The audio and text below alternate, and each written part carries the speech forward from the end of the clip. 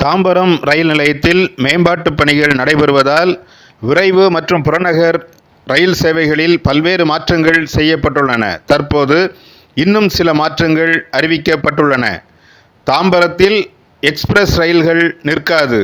தாம்பரம் வழியாக இயங்கும் அனைத்து விரைவு ரயில்களும் ஆகஸ்ட் 15, 16, 17ஆம் தேதிகளில் தாம்பரத்தில் நிற்காது.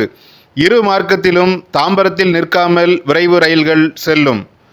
பொதிகை எக்ஸ்பிரஸ் ஆகஸ்ட் 15, 16 தேதிகளில் பொதிகை எக்ஸ்பிரஸ் செங்கோட்டையிலிருந்து செங்கல்பட்டு வரை மட்டுமே இயங்கும்.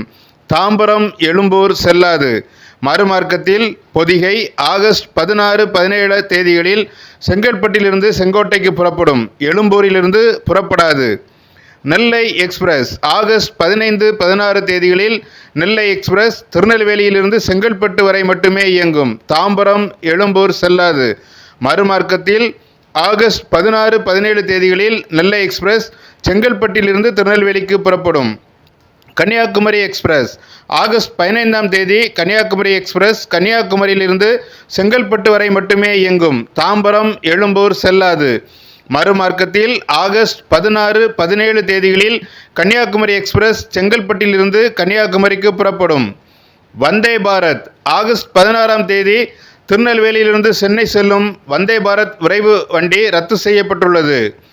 காரைக்கால் எக்ஸ்பிரஸ் எழும்பூரிலிருந்து புறப்படும் காரைக்கால் எக்ஸ்பிரஸ் ஆகஸ்ட் 17ஆம் தேதி வரை தாமதமாக இரவு 10:25 மணிக்கு புறப்படும்.